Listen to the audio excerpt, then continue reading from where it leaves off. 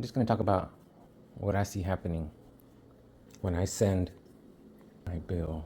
They can only collect from a debtor, and you are a debtor if you believe you are one. But if you're a living being, especially born in the United States, not necessarily United States only, but we're talking about the United States here. And I use that term. That's one realm, okay, United States. But there's a United States of America that is the Republic. That's the realm where we were born, that we were born into. United States is a corporation, and they created their own realm. So they have their own realm, and they made their own rules. And they did this to bypass the Constitution by using a corporation and the corporate laws. And these corporate laws are actually United States citizens' laws. The corporation is called United States. And when you agree to voluntarily put yourself into the United States, which is a corporation, it's not really a country. I mean, it is by definition. They hijack the definitions, but it's not a land. The only land that's here is America. The United States Corporation created a fictitious realm over America and created their boundaries and state boundaries and so on. Even though state boundaries already existed, they copied the same state boundaries, and they basically put kind of like, if you could imagine a drawing of all of America as it was before the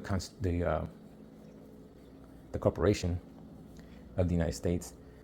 It was all America, right? And you had the states, and the state names were different back then. The state names used to be Republic of Texas, because it wasn't just a state, it's a nation. Every state is its own nation. Well, along comes United States Corporation, and they do an overlay over the top of America using the same boundaries, naming the states similar to the existing states, except they didn't call them by their nation name. They called them the state of whatever state. So if it says the state of Texas, the state of Florida, the state of Indiana, whatever it is, it's a corporation, and it belongs to them. Now, how did they get everybody moved from the republic into this fake corporation as a country? Because you can, according to the Constitution, you can be a citizen of whatever country you want to be a citizen of. You can leave America, and you can come back to America. That's all in the Constitution. Now, there are no taxes in the United States. Well, take it back. My bad. No taxes in America, okay? America itself, there are no taxes. Remember the Boston Tea Party? What the hell is all that about? Okay, so anyway, the only way they could tax people that were born or that live here in America, the United States of America, the only way they could tax you is if you voluntarily leave that country and move into the United States country, which is fictitious and overlays the existing country. So you really don't have to go anywhere. You're just changing your plane, the plane on which you're living. I mean, you live wherever you say you live. If you don't know that you're in America and you automatically start living in the United States Corporation and you agree that they rule over you, nobody's going to stop you. So you've been fooled into joining the United States and becoming a citizen there. So now you are under their rule. And they do have tax, and they have tax laws. They have the IRS. They have everything that is basically commercial. Even Congress and the president is the president of, he's basically a CEO of the United States Corporation, okay? That's what it is. Everybody else is an actor, okay? Now, I know you're used to associating actors with Hollywood, but to be honest, this is a legal actor. It's a play that's being written as we go. The rules have already been set. You have to say, in the United States Corporation, you have to say, who are you acting as? Because you cannot be there. No one can be there. It doesn't exist. The only way it exists is if you act like you're there. So you're going to say, yeah, I'm acting as whoever you are, your name that you might use. Uh, and you just admitted to being a debtor because you didn't say, I'm the trustee, I'm the beneficiary, I'm the grantor, I'm the agent. These are all positions that you have to decide which one you're going to be on. It's a big game board like Monopoly. Okay, you have to decide what piece you're going to play. If you just come on there and you don't have a piece to play, and you just try to use your name without a piece, you're basically just money for them. It's like, oh, this idiot doesn't know how to play. It's like, well, just take his money. He's an idiot. He don't know what he's doing here. That's what they're doing. You don't know what you're doing here. You don't even know that you are here in the United States. It's just, we all are there. We've all been fooled from before we were born. Okay? Or should I say, from the time we were born. Because your parents were probably already trying to figure out how to get you your Social Security card and your medical records, and the doctors was checking the prenatal, all that stuff. Those are records of you before you were even born. And the hospitals belong to the government. They're run like military. They have records of everything. And they have a hierarchy, just like a military. Everybody's got, same thing, corporation. There's a hierarchy, and you've got to follow that hierarchy. So anyway, so when you get a bill and they send you an amount on there saying that this is your statement, your billing statement, and they give you a coupon, and this coupon, it's actually a check, okay? It's actually a check to you, but you don't know how to cash it. They didn't make it easy. You have to learn the game. You have to know the rules to the game. The rules they're everywhere, and they're hard to understand, but not impossible to the ones that want to know the rules to the game, because they're good players and they can win at any game, or they'll be very competitive in any game. As a matter of fact, when they know the rules, they won't allow anybody to break that rule against them, because they already know, hey, that's the rules. You can call them out on it. The rules say this, and that's all you got to be doing is learn the rules and learn when they're stepping out of line and learn how to get them back in line. Say, no, hold on, buddy. You can't be doing that crap. Anyway, that's what you got to be doing. You got to keep them in line. So you have to learn how to do it. So the situation was that these other countries that had interest in keeping control of America back when it was colonized by the United Kingdom, or the Crown, I should say. And also, Spain came over here, and everybody, even the different countries from Europe came over here trying to, commit genocide and take over the land. That's pretty much what they did. And they were able to do that because the peoples that were here did not have a written language.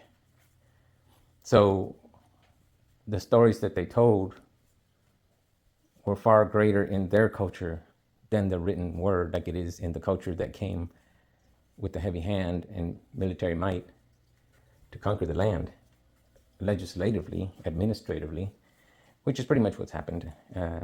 Anyway, so these countries that had an interest in America realized, hey, these people are disorganized. They're not united. Everybody's, got their different little clans and so on. These people want to be free. They don't want to be part of government. They just want to live alone. Leave me alone, And I get that, no problem. But they saw that, well, they're not united. It'll be easy to take them down, because you can just start taking them down one by one. They're not going to come fight, And if they do, they're not strong enough. So anyway, they wanted this country. They helped get us in a war. Once they helped get us in a war, then they funded both sides of the war so that this country would be bankrupted, which it was. And once the country was bankrupted, the country, America, had to borrow money from these countries that were funding. And well, it's not just the countries, it's really the bankers. It's all the bankers' scheme. So the banker or bankers that know no borders, They have their own borders. They pretty much run everything. Anyway, they're actually more powerful than governments. They are basically a banking cartel worldwide, and that's a kind of a whole nother story. But either way, the the bankers are the ones that have control of everything. So the country, America, was bankrupted. Now America had to borrow money, and when they borrowed money, it came with strings attached. It's like, yeah, we'll give you your money that you want to loan, but you're gonna have to give it back to us with interest. Well, first of all, the only way we can give you that kind of money is if you let us set up our own money system in your country. It can no longer be gold and silver, God's money. It has to be Federal Reserve dollars, and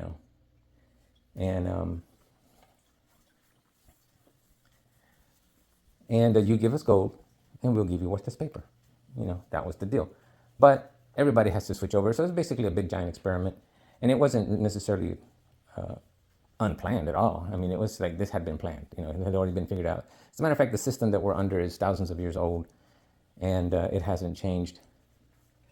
It's just been refined, and so the system that we live under is it's pretty much outlined in like I said, the rule book. The rule book you need to know is the UCC, Uniform Commercial Code, and that pretty much tells you what they wanted everybody to be under. Every state had to basically conform to those rules as much as possible. And so when you look at the UCC, you have to look at it individually per state. Every state has its own UCC, but when you actually look at it, it's almost like a word-for-word copy of most of the sections of the UCC where it pertains. So anyway, so the state laws follow those very closely, if not exactly. So what was I getting at? So anyway, when America took this loan, accepted to be on this Federal Reserve notes, no longer dollars, real dollars, or I should say no longer gold and silver. Gold and silver was more difficult to carry, so they had, like when you went to deposit your gold or silver at a bank, they gave you a certificate of, hey, you do have this X amount of dollars or X amount of gold. And it got to the point where they used these certificates as paper money because that was easier to settle than have to go to the bank and take it out. And they just say, here, take the certificate. This is payment for what I owe you. You had this in the bank. So they traded these certificates as dollars, basically. That's where the dollars came from.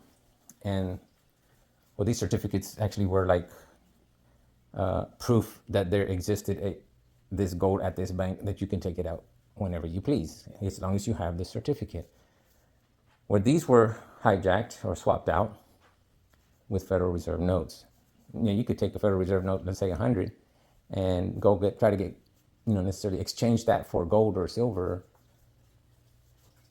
monetarily, and it doesn't really, it's not backed up by anything. Let's just say that $100 bill is not backed up by gold, like the certificate was backed up by gold. So the Federal Reserve note is different. They stopped all the gold and silver as legal tender, and they made the Federal Reserve notes legal tender. So they took the gold and silver and they gave us worthless paper that says, hey, it's worth 20 worthless papers, or 100 worthless papers, So it became a system that everybody had to rely on because everybody was forced to turn into gold and silver.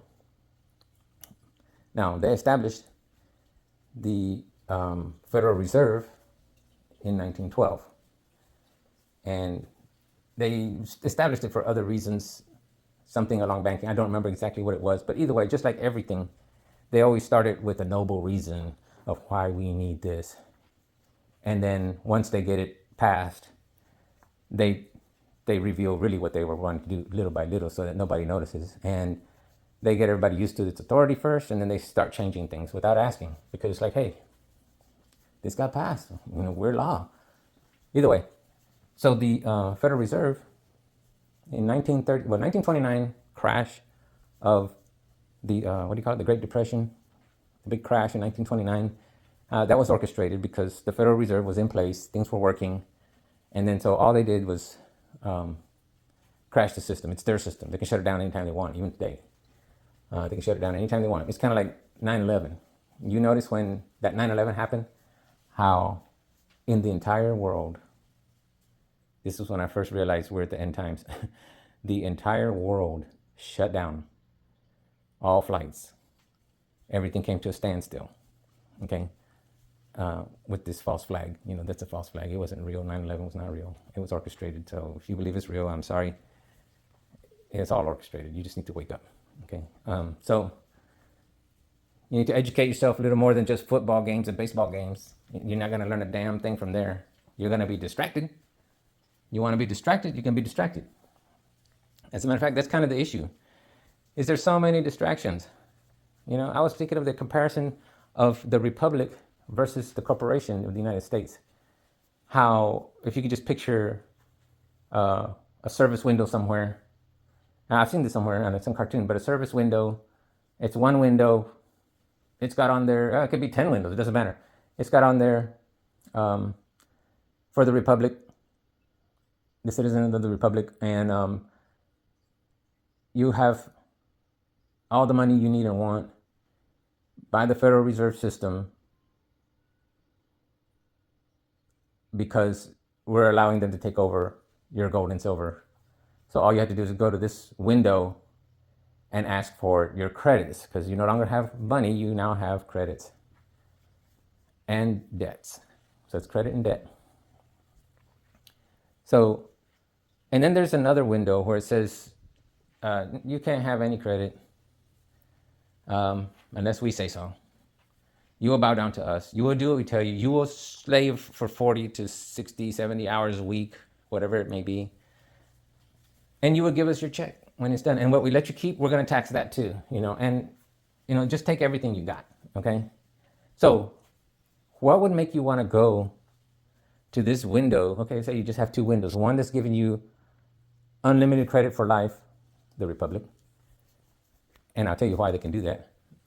And then there's another window sitting on the United States corporation side saying, well, take a look at a contract and how many pages of writing, okay? You just imagine it, just splattered all over the walls, and you got to read this whole wall of terms and conditions, and basically giving up everything, including your citizenship, to the republic, and becoming a U.S. citizen. Hey, come be a U.S. citizen and you can be our slave. Why would somebody run and do that instead of going to the republic and have unlimited credit? The distractions. Okay, what are the distractions? Baseball games, football games, basketball games.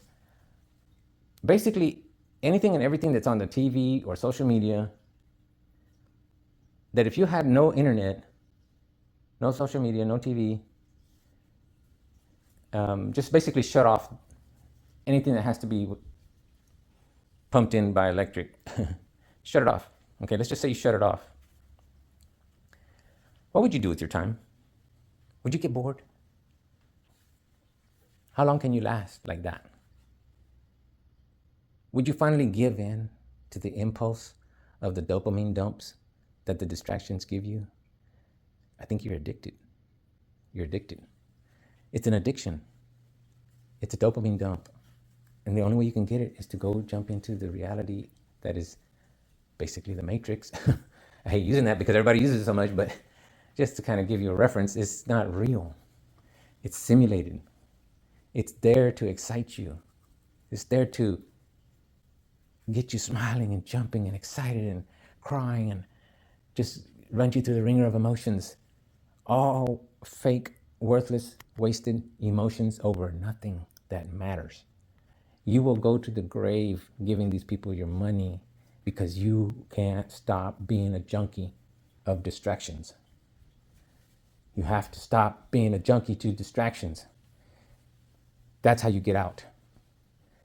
So if you shut everything off and you can discipline yourself to get off the dopamine dumps that you're getting from your distractions, or whether it be entertainment or sports or music or whatever it is that distracts you and keeps you from learning what you need to learn in order to get your unlimited credit that you've been given. This was given to you Well, actually, it was given to everyone in 1933, but they didn't tell you how to do it.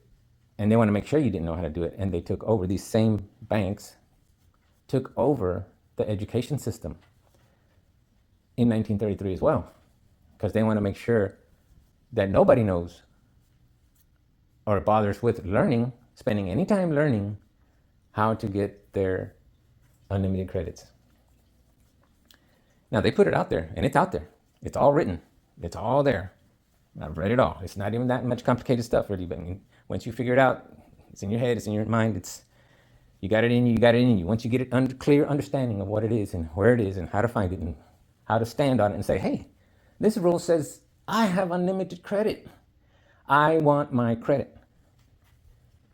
Okay, but you can't just stop there, because they're not going to give it to you. They're not going to give you what you want. You're just a stupid idiot that will be distracted by anything. All they got to do is get some popular singer popping and dancing over here on the side while you're trying to insist to get your money, and you'll forget all about it. It's like, what was that she said? Nothing. You're busy looking at the distraction. And they're like, excuse me, were you trying to tell me something? No, don't bother me, I'm busy watching something. It's like, I'm trying to watch my game. It's like, come on, man. You guys are just hypnotized. What do you think was going on? If you ever watched the show Gladiator, love that show. It's awesome. What did it show? I mean, you remember that the Caesar, the old guy, and then his son that wasn't fit to be Caesar, and the young guy killed his dad so that he could be Caesar, because he wasn't going to be Caesar voluntarily by the dad. So he killed him and took over the position.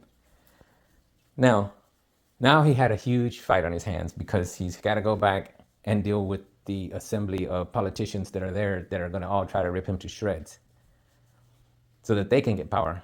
One of them or some of them or whoever, their group, whatever, politics. It is what it is. Bunch of hyenas. Anyway, so what did he do?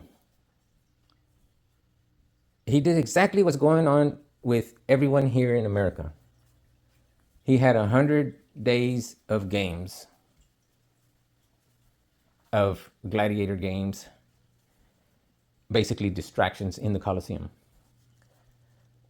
And I don't know if that's true or not, historically correct, but I imagine it is. I never really studied it or cared about it, but necessarily it's not that I'm concerned about. It's the strategy that is still being used today. And ironically enough, the legal system that runs our country here in America or United States, it's a Roman system. Okay? Everybody thought that the Roman Empire fell. It didn't fall. It went underground. Okay? It's still there. It's still there. And I can tell you where it is. In Rome. Still in Rome. Think of a very famous place that is actually, look up what nation resides within Rome, and you'll see who it is. Then go to London and say, what entity or nation resides within the boundaries of London? And just to let you know, they're their own nations. They're independent of what they're surrounded by. They're their own nation. They have their own laws. And the third one is here, and it is called Washington, D.C., District of Columbia. Now, the District of Columbia is not a state of the 50 states, and it resides within America, within the American borders, as its own independent nation. Just like the state of Texas is its own independent nation, California, the republic, before the corporations, and it still exists. It actually is a second government running side by side with the republic and the democracy. Okay, the democracy is the United States citizen. That's a democracy, okay? That's the system. But if you're not a United States citizen, if you ever wake up and get out of that fantasy land and realize it's not real, it doesn't actually have a land, you just submit it to their authority, okay? Now, Washington, D.C., they only have jurisdiction at Washington, D.C. is like a 10 square mile area. But they have kind of like annexed the rest of the United States by volunteers who volunteered to be part of it. And the way they made us volunteer is the Postal Service. Okay? Back also, I think in the late 1920s, might even been, I need to check, I don't know for sure. Find out when zip codes were created. Whenever they started, especially when they started offering, free mail delivery. Why do you think it was free? Nothing's ever free. The free part was, we'll get your mail for free. But then by accepting that free service, you are accepting to be part of that system. And you voluntarily made yourself a citizen by using their addresses, their zip codes, your house address. The Republic doesn't recognize these addresses that we live at today because it doesn't exist in the Republic. Although the Republic is where you are standing if you're in the United States, the Republic of the United States, you're on Republic land. But if you volunteer to say, oh no, this land is the United States, they're not going to fight you about it. You can make it whatever you want. If you say, oh, well, you're part of their jurisdiction, they step out. They let it be. They're not going to cross your rights to say where you're going to live, who you're going to be under. Okay? And that's the same thing goes with the United States corporation. When their policy enforcers come to you and try to take you and kidnap you, you have to be able to clarify that you're not in that system. And you need to do it with proof, okay? And you need to know how to, juggle both sides, because you're allowed to be on both sides, okay? You're actually in the Republic, and you were given, now this fictitious United States corporation, it's only in the mind. It doesn't really exist anywhere, okay? And that's the whole thing, is that this whole system is in your head. It doesn't really exist anywhere. I mean, it manifests a lot of things, but it really doesn't exist, You can't be in the United States I should take it back. You can't be in the United States corporation. You cannot be in the state of where I am, Texas. You can't be there because it's only on paper, okay? So anyway, you're the U.S. citizen. You know who the U.S. citizen really is? See, you're in the Republic, but your U.S. citizen is what I said earlier, an actor. And it's your play piece. Who's your actor? They made an actor for you so that you can be in this fictitious world. And you cannot operate in this fictitious world as yourself because you're real. You cannot go into the imagination system, okay? Only your thoughts can go there and your energy, and that's what they want, your energy, to keep this system running. So, they give you a play piece, and your play piece is your Social Security card. That number is your account in this system.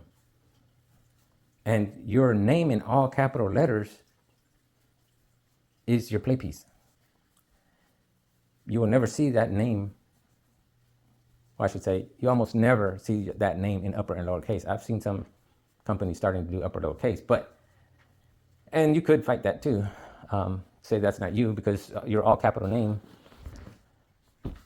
well, I should say it's not your play piece because your all capital name is the legal form of it, not uppercase, lowercase. So, it's all about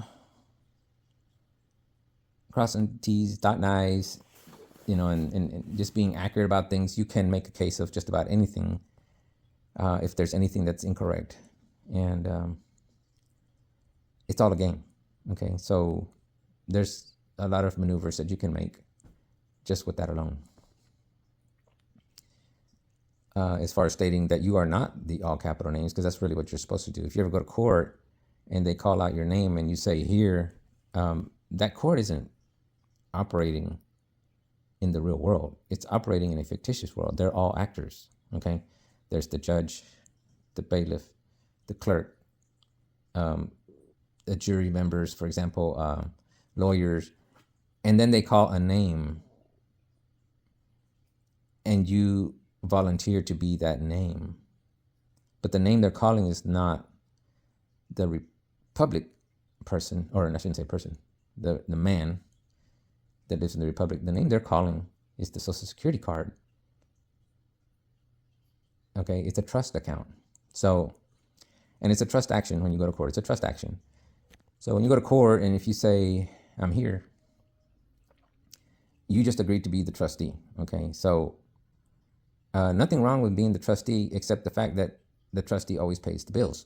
Okay, and when you have a trust account, you have the beneficiaries that receive the benefit of the account, whatever's in it, and however it's been defined to be distributed by whoever made the trust.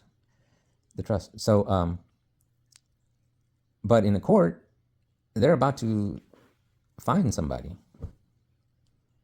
and the trustee always pays the bills. So, and there always has to be a trustee, and there always has to be a beneficiary. And what is the other role? There's got to be 3. I know there's grantor is one, but in the court itself, the clerk is, wow, I can't remember. But either way, there's got to be 3 members. I think it's either there's a trustee, a beneficiary, and an executor. I think it's what it is, the executor, which is the one who's executing the trust. So, and in the court, the clerk is the executor when they walk in. The judge is the trustee when they walk in. You're the beneficiary because it's your account, your trust account. They're wanting to get money out of it to pay for this fine, okay?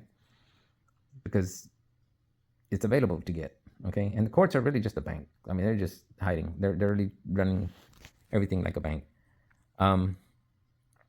So that's when they walk in. But once the judge gets there and they call your name and you say here, now the judge switches from trustee and you switch from beneficiary. You swap with the judge at that very moment. Your roles have been swapped. So now you're the trustee and now you have to pay the fine. Okay. And so anyway, I learned this and I ended up going to court for my uncle because he got a fine and traffic thing. And I tried, he was following with me on some of this stuff before and kind of like was real interested in it and so on. And I tried to help him where I could, but it does take a lot of study. And so it's totally up to every individual. I can tell him everything till I'm blue in the face, but if he doesn't study and learn it on his own, he's not gonna be able to do it. But I was able to go to court for him, which he asked me to. And I was telling him, well, there's many ways to get out of that ticket because there's just a lot of things involved with, I don't know, there's like 10 different ways to get out of the ticket. Anyway, so he allowed it to progress past the first 5 or 6 ways to get out of the ticket. So now the next one was at the court itself. So I had to go to court for him. I had never done it before, but I understood the concept. And so that's what I'm good at, is understanding concepts. And I study specifically for strategy.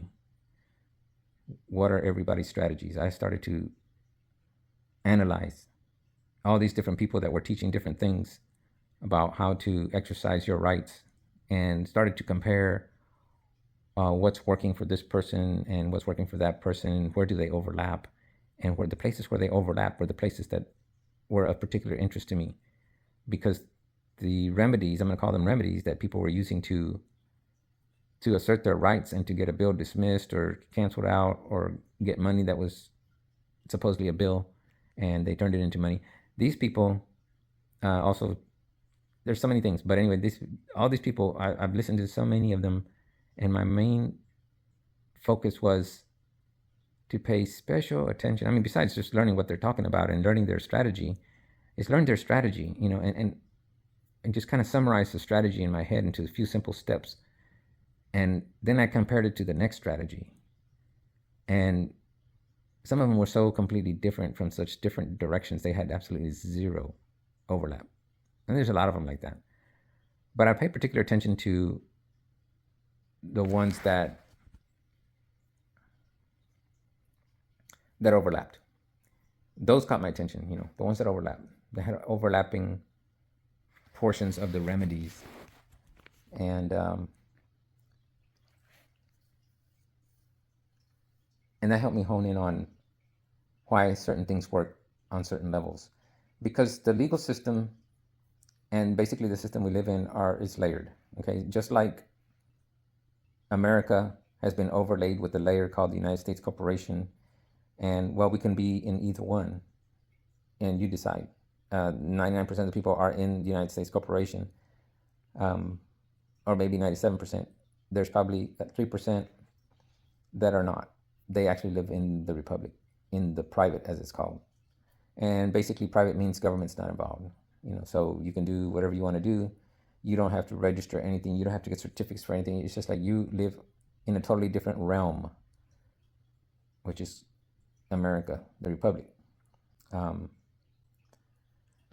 Or you can be a U.S. citizen, and then you basically part of a big country club, and you have to pay for everything. And they're going to make sure you pay for everything, or you're going to go to jail. And oddly enough, jail is not even an actual crime. It's actually just another bill. And you become basically the piece of paper when you put yourself in the place of that social security card, because when they're asking for your name, all capital letters, all they're really asking for is that card and for your signature, because you're the only one who can sign to get into that account. And they want your signature to get in there. If you don't sign anything, if you totally refuse to sign, eventually they're going to let you go. Some places, maybe a while. But when they see that you're not going to sign anything and they're never going to get any money out of you, they're going to stop messing with you and stop wasting time, because they've got plenty of other people that's ready to sign. You're just wasting their time. So hopefully you don't piss people off necessarily so bad that they just totally get a vendetta against you. But it's possible. It's possible. If that's what you're going to rely on, just not signing. You have to rely on a little bit more than that. But that is actually true. So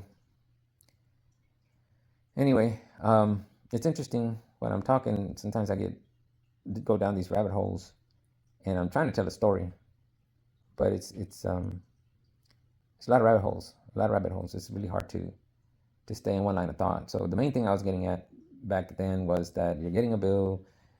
The bill is actually a payment to you.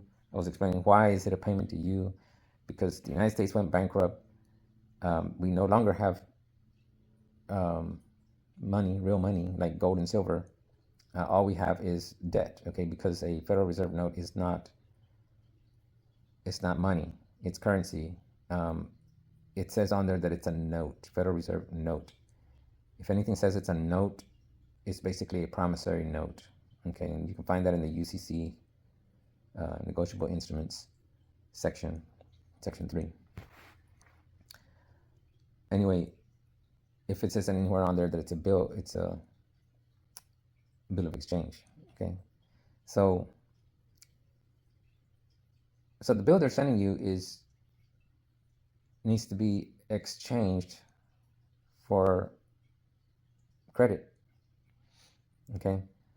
So when you get a bill, what's happening is they're actually sending you a check of amount that they need to pay you back, an interest payment, okay, to a security, or I should say to a loan.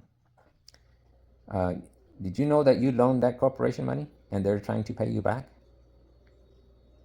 Anybody you're getting a bill from that's a commercial entity, they're trying to pay you back when they send you a bill. That's not how they make it look. That's not how they act. But that's what's in writing. Okay, so, and it's on the level of the fact that the gold and silver was taken and Federal Reserve notes were put in its place. At that time in 1933, in the famously known HJR 192, it's also called Public Law 72-10 or Public Law 10, either one. And also it's in the USC, United States Code 18, Section 8. It says right there that this promissory note, well, you can read it. It says all bills, notes, coupons, promissory notes. It goes on about a bunch of other things, but those are the most important ones for us, which is the bills and the coupons. Are can be exchanged, I should say, for credit, dollar for dollar. Okay, so that bill can be exchanged, and it will be exchanged for credit. It's just you're not getting the credit. They're getting it because you're not doing your job to accept that and sign it. Because what's happening is you're actually working as the agent, basically like the trustee of the account. At this point, you're paying the bills. You're the trustee. Okay? The trustee always pays the bills. They sent you the bill, just like they do in the court. When they give you a fine, they're giving you the bill. And if you don't pay the bill, you go to jail. Same thing with the corporations. If you don't pay the bill, they're going to try to take you to court to collect. But why would they be collecting from you when it's supposed to be a payment to you? And how did you loan the money? Did you ever sign anything to get an account with those people? Did you ever have to give them your social security number? Even though they said it's voluntary, they still end up getting it. One way or another, they're going to get it. That's what they need to get that money. So what happens is the Federal Reserve they're responsible for converting these bills, notes, coupons, and so on into credit, dollar for dollar. Okay? So, but the Federal Reserve never comes up they don't come up to play, or they don't show up in anywhere when you're paying your bills. It's like there's no place to send to the Federal Reserve. But you know what? The company you're sending it to, the corporation you're sending it to, they're supposed to take it to the Federal Reserve window and convert it. And they do. But because you don't give it to them properly with instructions and endorsed properly, because it has to be endorsed properly. What is endorsed? Endorsed is signing the back of the check, the back of the coupon, the back of the bill. You have to sign the back as agent. Your name in upper lowercase as agent. For your uppercase name, comma, principal. For the principal. The principal is your all capital letters name. So basically the principal is that social security card. If they just send that bill and they lay it next to the social security card and say, will it get paid just by laying it next to it? Will the social security card itself be able to pick that bill up and send a check or write anything on it or send it back? Do anything with it at all? Nothing. They're both in a different realm. They're on paper. They don't exist they don't have life. They need energy. There's no energy there. The energy that is provided for this system to run is you. You have to get that bill or coupon, say pay to the order of your all capital name on the front. Down at the bottom, you sign it as agent. So you put by, sign your name like normal, comma, agent. And underneath that, you can put for your all capital letter name, handwritten, it's fine, comma, principal. Then you flip over the back and you do the same thing. Pay to the order of your all capital name, just like you did on the front by your name. You put pay to the order of right next to your name that they printed on there. And on the back, you write it out. Pay to the order of your all capital name. And if you have an account number that you wanted to go into with that commercial entity, like it's say if it's whatever account number you have with them, you put it there for all capital letter name, account number, or I should say for deposit. Yeah, it's paid to the order of all capital name for deposit to the account number of your account with them. So they deposit that coupon, that bill, that is money. They deposit it into the account that they're holding.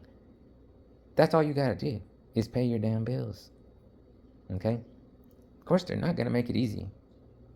That's why you have to study. Because that's all you're supposed to be able to do, and it's supposed to work just like that. But they're blocking us. They're blocking us because they know you don't know how to cause them any issues or problems because you don't know what the heck's going on. Okay, so if they don't want to, even if you sign it and so on, put your signature on it and it's a valid, cashable item, they can convert it into credits for themselves because you didn't sign it right.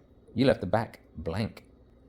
And there's such a thing as endorsing in blank in the UCC, that if you sign it, but you don't say who you're acting as, remember, you got to act. It's a game. The only actors can play in this game. If you don't put that you're an actor, then you're actually defaulting to being the one who pays. They go on the back of the item and they sign it, pay to the order of themselves. They take that money. So not only did they get a loan from you, whenever you gave them your social security number and you signed something, like say a bank account, you know that the bank accounts are insured for $250,000. So they're able to go and get that $250,000 the first day. They get their money up front. They take it because you signed in blank. You didn't sign it properly. So they took it for themselves. What were they supposed to do with it? They were supposed to take that $250,000 and put it in an account for you and let you draw on it till it goes down to zero. Then you can apply for more. But that's not what's happening, is it? Not only did they take your money, now you got to pay the bills too. This is all a well orchestrated. It's kind of like it's just a well orchestrated fraud, It's all based on your volunteering it. Everything that you've done to get to this point, you've volunteered it. You never learned what you were supposed to learn because they made sure never to teach you what you were supposed to learn. You can go to school and have all the degrees you want to learn the most about whatever, and that makes no difference whatsoever because you're still not going to know how to pay your own bills with the credit that was given to you from taking the gold and silver. Back in 1933, when they promised everybody unlimited credit for them and their children and their children's children and their children and so on, in perpetuity, forever, it's available to you. We're generations down, what were we, like 5 generations down or something, 4 or 5 generations down, away from 1933, and it's nearly 100 years ago. And that's there for you. It's still there for you. And there's a lot of unclaimed credit, unclaimed money. And not only that, when you're born,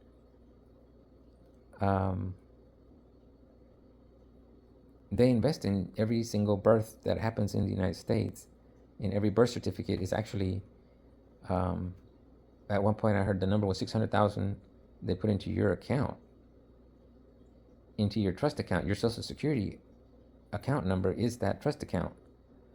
That has been grown to cover the expenses that you're supposed to.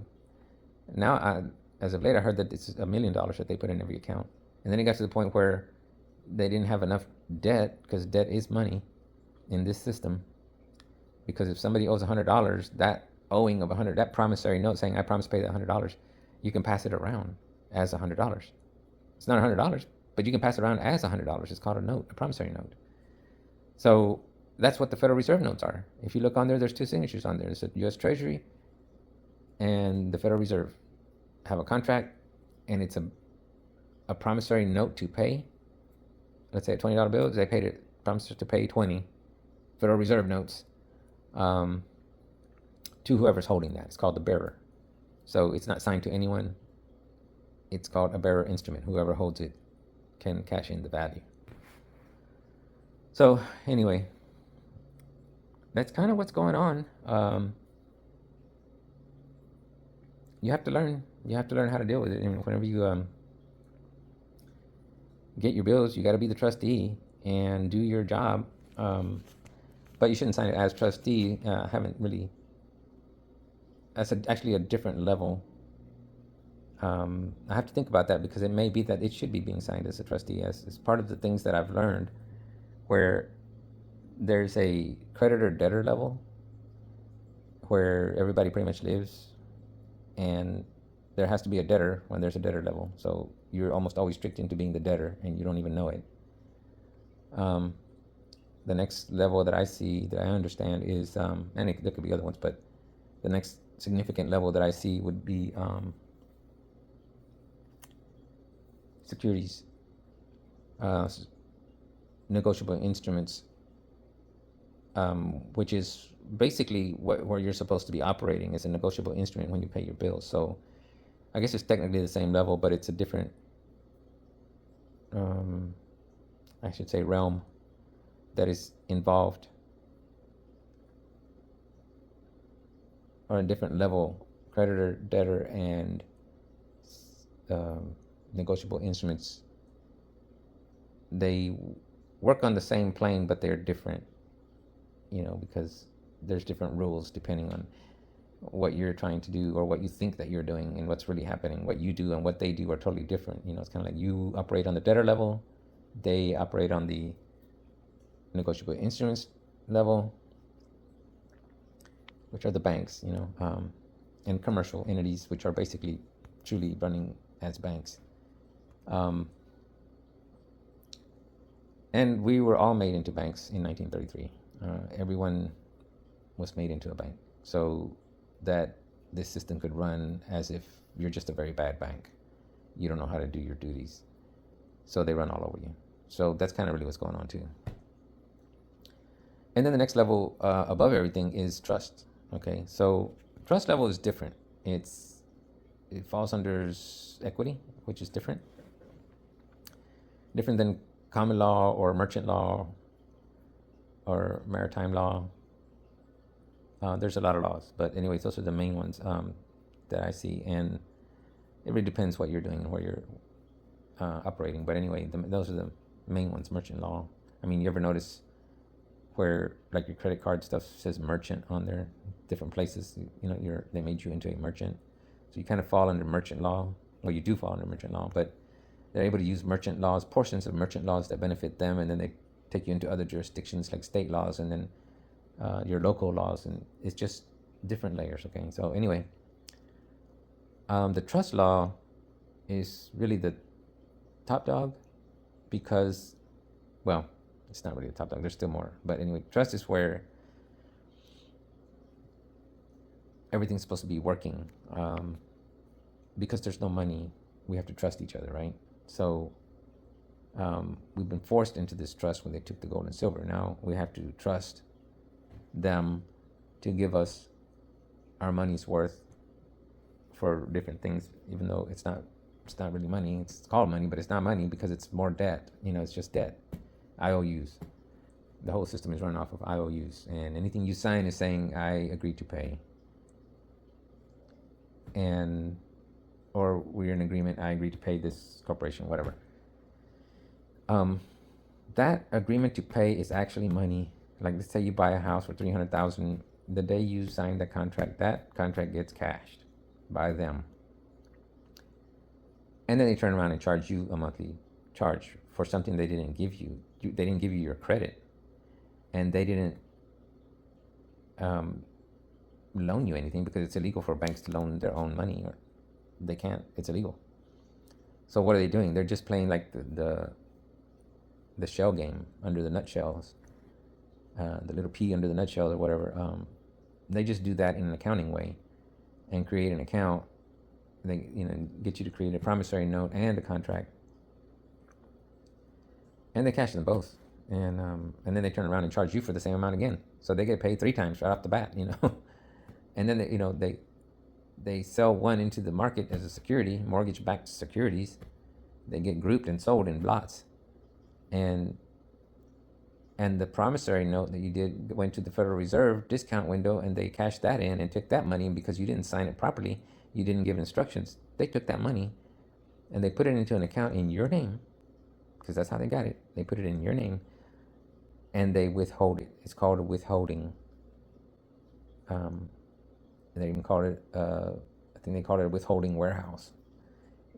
That's what they call it in the laws, like negotiable instruments, UCC. So anyway, they're withholding this credit amount, and it's part of their money. They use it as they want to. They're the trustees. The trustee can use that money however they see fit, because they're the trustee. They can use it as their own, and they can gain interest off of it by loaning it out to other people. So and leveraging leveraging things and showing that they have. How do you think that these banks have so much money? They're the biggest buildings in every city because everybody's giving them money. Well, credit. It's not real money. It's debt turned into credit, and you just gave it away. That was yours. It wasn't theirs. Anything you sign that has a dollar value on it, it turns into money. They turn it into money. They're supposed to turn it into money for you. I mean, better said, it's credit, but anyway, I'm just saying money for you to pay for whatever it is you need and want, because that was the agreement, the New Deal back in 1933, is that you ask for whatever you want, we're going to pay for it. It's called a United States obligation. Look for that term, United States obligation. That means that they're obligated to pay you. And why are they obligated to pay you? Because on the same thing that I told you to read, USC 18.8, Section 8, USC 18, Section 8, it says on there that they were, and I think it's in there, it may not be in that one, it might be in HJR 192 of March 3rd, 1933, that everything will be mortgaged, including everything you own is mortgaged. And the money is backed by the full faith and credit of the United States. And the United States is mortgaging everything you own to be able to have its monetary power in the world. Okay, so the United States government, or the United States dollars, Federal Reserve notes, are backed by your property. So because your property is being allowed to be mortgaged, they owe you that money. Any money that you ask for, any credit that you need, they're saying this is the only way they could help our country survive financially, was to make us all into debt slaves, mortgage all of our property.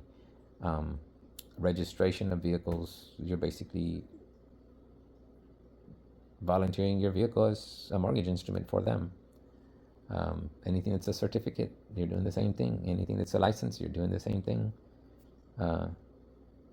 Anything registered, you're basically giving it to the government, and basically you don't own anything. Okay, in this system, you don't. They own it, and they mortgaged it already out from under you. So that's why they owe you money. That's why they owe you anything you want, because you're giving them the value that they have.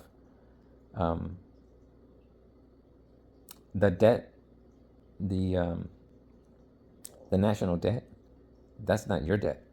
That's their debt. That's what they owe everybody that they borrowed from, including you. Okay? So that's the nations of United States Corporation debt, not the republics. If you stay in that nation, well, it is your debt.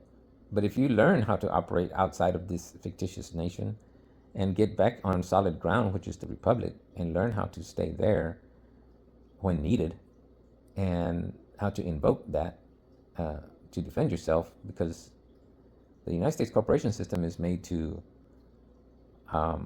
swallow everything up. Anybody that doesn't say anything, you're swallowed up. If you say nothing, that means you agree. And that's the whole way they basically swallowed everything, So you have to be able to say something. It has to be in writing. And you have to know what to say and who to say it to in order for it to be enforced. So you have to learn how to enforce your position with your knowledge of what's going on. And I'm explaining it to you in simple to understand words, but you're going to have to learn what the laws say to help you make your stand. And there's, it's like a never-ending story, to be honest with you. But I started this journey about, I don't know, it's been about 3 years maybe. Whenever COVID stuff came in 20, and then I saw what was going on, and I don't know, I just never saw what they said was happening. I just didn't believe any of it at all, because I'm not that distracted. I like a good distraction. I do. I love to watch a lot of sports. Not a lot. I stick to just the main ones that I like. Like UFC. I love that, and that was my thing. throughout my life is, fighting. I loved fighting as the art, the different arts. And I was at heart an MMA guy before MMA started. So, so, well, actually, MMA started in 1992 or so. So by then I had already learned, I didn't know anything about UFC or MMA, but I had learned Taekwondo and Aikido and Judo and some karate, some Hapkido. The same as this system that we're living, that we're talking about as far as this governmental system. This is the same concept, is that there's a lot of different styles of law and enforcement available to you, and you have to become good at all of them to be able to defend yourself and at least be able to stand. Okay, so it's kind of like, it's interesting. Never thought about that analogy before, but just talking about it here, it's come out that it's very much the same. I learned a lot about these different arts, and I kept what worked good for me, and am able to mix them as needed. And so I always had an advantage, whichever art I went into, because I had knowledge of other skills and techniques that most of the people in these different classes weren't familiar with and didn't know how to deal with. So I could defeat a lot of people with confusion of, they didn't understand where I was coming with. They hadn't seen the way the moves that I did were different, because they were deliberate. They were tactical. They were strategized to be different. So they would have to deal with defending themselves from things they hadn't seen before, things that their body wasn't used to defending. So they didn't react the way I already knew how they're going to react. So I was able to take advantage of that, because you watch a certain style, they do the similar things. They have certain moves that are consistent. And when I come and cross that style with a different one, and I realize, well, they're leaving openings here when you're using this other style. So I kind of mix it in. So same thing here. The governmental systems that are in place, you have to kind of get a good feel for a lot of different ones. And I've come at them as almost like an MMA fighter. They're used to people coming in to fight an MMA fighter. They're the MMA fighters. They know it all. I mean, they know a lot. It's their game, It's their game we're playing. So most people come in there as a beginner fighting the champion or the top 10. They got to go deal with the top 10 or a bunch of the, young lackeys that are rookies in their system, that back up their system, that run their system. Even the rookies will kick your ass because you don't know what the hell you're doing. Just imagine yourself going in with the rookie into the ring. Do you know how to fight? You think you can hold your own? You better be sure, because you're going to get your ass kicked. It's the same thing here. Don't go in there unless it's all knowledge. It's not physical. It's all mental. You have to go in within yourself, in your mind, and think these things through. If you never stop being distracted, you will never win this battle. You just won't. I mean, if you think you can go into a UFC ring and fight one of the top guys and win, you're delusional. Okay? Same thing here. You gotta get ready for a fight. You gotta get ready for a fight. Study. It's just kind of like MMA. It's infinite, the amount of techniques and things that you can learn that will work to your advantage, your specific situations. But they're not, I don't know, it's like there's so much to learn. The easiest thing, I think, is start tackling your bills. Pick one bill that there's no collateral. Just pick a fight, basically, is what I'm saying. Pick a fight with somebody your own size, okay, which is a little guy, a debt collector or something. Study on how do you deal with a debt collector, and then realize that they don't even have a contract with you. They're easy to beat, okay? Never answer anything that they say. That's another way. Make them come get the money, It's like, totally ignore them. You ignore them, they disappear. They're not real. They have no foothold. If they try to take you to court, it's easy to beat them because you have no contract with them. Who the hell are they? Who cares if they bought a debt? If they bought a debt, they paid it off for you. It's like, that doesn't mean you're liable to them for anything, you have to wake up and realize, why do you have to pay this? They have to prove why. You have to realize, why don't I have to pay for it? Because you've already been fooled to believing you do. First, you have to convince your mind to understand why you don't have to pay that bill. Once you get your mind to understand why you don't have to pay for that bill, now you got to make that mental understanding that you have. Now you got to just stand on it. Not only convince yourself, you have to convince yourself with hard facts. And the facts are there. You don't have to know the whole damn UCC code to know that, to find the answer in one place. I can tell you one thing that's been very helpful to clear things up is that ChatGPT. I've been able to ask it questions that I have had some gaps in my understanding of what's going on, what's possible, what's not possible. Don't take everything ChatGPT says for as gospel or whatever. ChatGPT is, it's also, you can tell it's deceitful. Okay, it's going to tell you something. It's going to answer you in a way that benefits the system. Okay, you have to be able to know what you're asking, why you're asking, and what it is you think that your answer should be. Understand what the answer that you're trying to get, to see if it's real, and find different ways to ask the same thing until you start to get it. You got to corner ChatGPT to get it to answer you properly. So don't just take everything it tells you right off the bat. Unless you know that it gave you what you needed, this works for you. Ultimately, ChatGPT is not going to be able to fight for you. It's only there to help give you information. You need to verify everything that it tells you. You can't use the facts that it gives you 100% without you looking up those facts and making sure that it's saying exactly what you're thinking it's saying, because ChatGPT is, it's going to answer in a way that it's beneficial to them. It always comes up. I'm always surprised when, it's been really good for me, but there's been times where it's like, okay, that's not what I was looking for, and it's trying to tell me, it's almost like trying to discourage me from continuing this line of questioning. Like, it's highly advisable not to find a lawyer, talk to a lawyer, don't get into legal. It goes, it tries to scare you from going any further, but that doesn't deter me. It's like, I know what the answer is supposed to be, because somebody's made something else happen, and now ChatGPT is saying that no, it's highly, no, that's not how it works. It's like they're telling you, even ChatGPT is telling you in the words that it says that something is possible.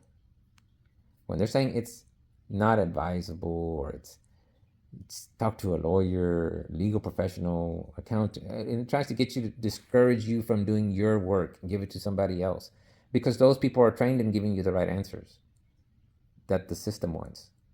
But you're not looking for the answers that are written down in books and taught in colleges and taught to lawyers and taught to accountants. You don't want those answers. Those are the answers made up.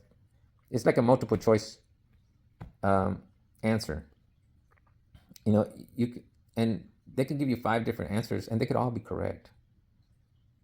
But you're going to pick one, and then we're going to go down that route.